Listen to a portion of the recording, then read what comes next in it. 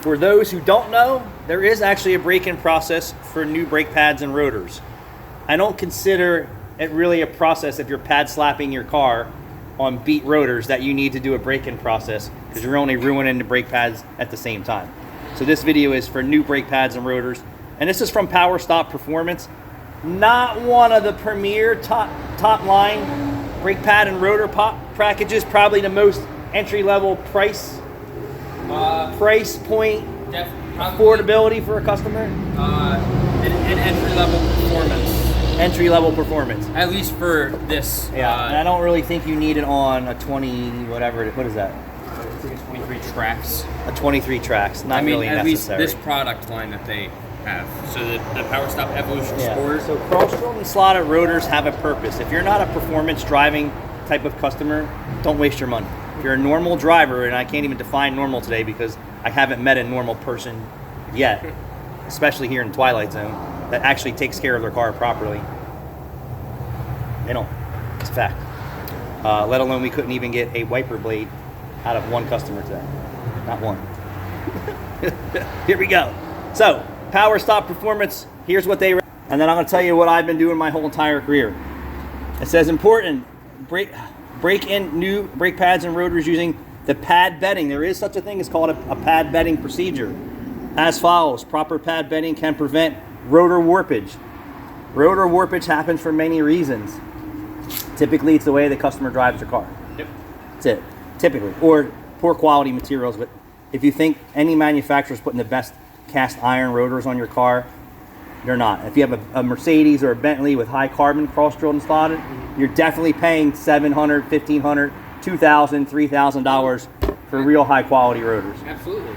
Cam's dad had the RS5. Yep. It was $1,500 a rotor. Yep. They were two-piece rotors. Yeah, we don't talk to those customers, but we're going to talk to you guys. So here you go. The break-in procedure is crucial to brake performance. The reason for a proper break-in is to establish an even layer of friction material deposit on the rotor surfaces from the brake pads. What happens is the brake pad friction actually transfers to the rotor. It's very important that the initial layer of friction material is evenly distributed. Very important. Non-directional finish rotors. I don't think we have anything here, but I'm going to show you. Well, this does have it on there. The non-directional finish that you see here helps that process happen here, and by the time the non-directional finish is gone and a little bit past that, the procedure of break-in is usually done. It's my experience, if you don't need cross-drilled and slotted rotors on your vehicle, it is not for you. No. In a short amount of time, they will rust and cause problems. Or you can get micro cracks between the drill holes. It depend. I haven't seen that, but it does happen. This compromises the material, and then what happens is moisture lays in these areas, and then it causes corrosion. So even though they say it's corrosion properties, anti-corrosion, these rust just like anything else, just like that. So if you don't need cross-drilled and slotted rotors, don't waste your money. That's what it comes down to. Here you go. 5 aggressive deceleration. So what they mean is get up to speed and then get on the brakes. Get up to speed, get on the brakes. Get up to speed, get on the brakes. They're saying from 10 to 40 miles an hour. It's typically about what I do. Moderate decelerations from 5 to 35. And it's basically almost like a slow curing process. Drive slowly to cool down the brakes. So what they're saying is these things are going to get over operating temperature really quick because they're not seated in. And you could have some brake pedal fade. You could have some burns. You could have some smells. That means you're overdoing it. Drive it around a little bit more so that the fins in the rotor can turbulently move that air around and dissipate the heat. And it basically just spells it out here. 5 moderate to aggressive stops from 40 miles an hour down to 10 with rapid accessions, letting the brakes cool down but not come to a complete stop. If you're forced to stop, complete the stop to either shift the vehicle and depart to give you more room to allow the vehicle to roll. The rotors will be very hot.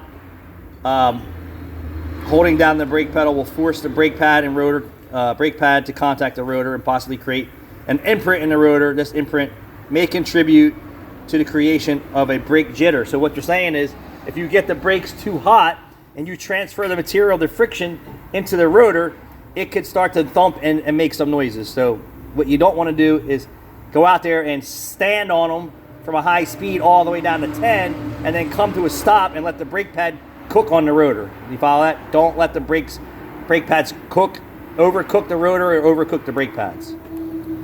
Continue to brake in by completing 5 moderate stops from 35 miles an hour to 5 miles per hour in a rapid succession without letting the brakes cool. You should expect some smell of resin as the brakes get hot. Remember what I said. It's not uncommon for you to get brake noise and some smells from your new brakes. It's not uncommon at all. And a little bit of noise. After this is complete, continue to drive the vehicle for as long as possible without heating the brakes excessively, meaning don't go out there and beat the crap out of your regular brake pads and rotors or your performance brake pads and rotors. Drive normally. What's normal today? Stay within the speed limits. Give yourself 30 feet between the driver. It's not a race.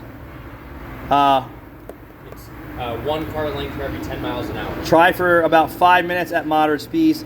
This is the cooling stage. So after curing stage, after the brakes have cooled and standing operating temperatures, you may use the brakes normally. So there is a bedding process. There is a break-in process. For me, I kind of do the similar thing. I go out the shop.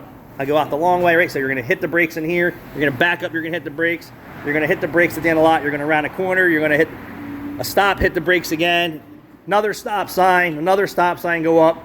So there's like 5 light brakes here, which really does nothing in our road test. And then I get out on the highway, and then I'll do that hard acceleration up to 50 and then stand on the brakes. And if I don't feel that that's good enough, it'll be 2 trips around the block. If not, these guys will go down the highway and finish the process. Thanks for watching. Toyota, baby. They were the best made vehicle in the world.